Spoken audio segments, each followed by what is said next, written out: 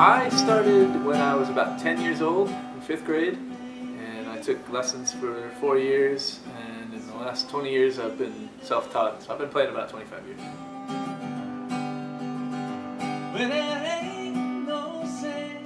Music comes pretty naturally to me, I think because maybe it's such an auditory thing. Playing music with other people that I'm really inspired by, whether or not there's an audience there, I think I communicate the best. It's the one time in my life where I feel like I'm not thinking about other stuff and I'm just 100% invested in whatever song it is that I'm playing. I'm not worried about whether I left the oven on, I'm not worried about the job application that I need to finish the next day.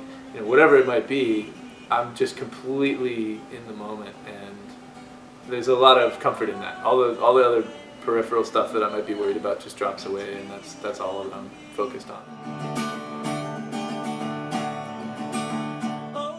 There's nothing that I can't do musically that a fully sighted person can do, and so it allows me to be competitive, I guess you would say, with anybody else in a way that isn't always, the doors aren't always quite so open in other industries. So I remember when I first started using a cane when I was 20 or so, and I had spent the first 20 years of my life trying to pass as a sighted person in every opportunity that I could, and trying to minimize the outward appearance of my disability. I just kept having these situations where I just remember this one poor 4-year-old child that I just mowed down on 57th Street, and then his mom was screaming at me, totally rightfully so, and then I had to explain, like, oh, I'm sorry, I can't see. But I just felt so absurd in that moment because I didn't give any indication that I couldn't see. I wasn't even using a cane, you know? And so for me it became this almost emblem of give me a little more room on the sidewalk because I may not see you, and at the very least, if we run into each other, I want you to know that it's your fault.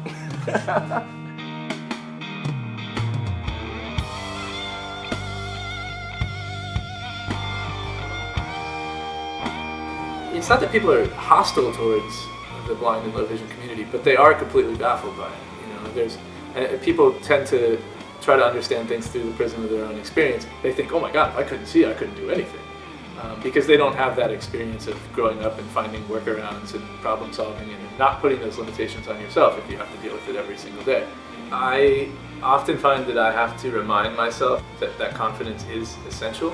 People are very sensitive to the way that you portray yourself. You portray yourself as somebody who has a lot of confidence, they're going to intuit that you know what you're doing. And if you portray yourself as somebody who's unconfident or insecure about your abilities, then they're going to sense that as well. I often have to force myself to do it. I may not be feeling particularly confident, and I just have to put up a front and act like I feel totally confident, even when I sometimes don't.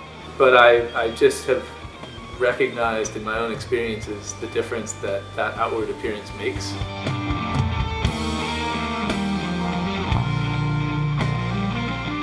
My name is Graham Norwood, and I am a professional musician.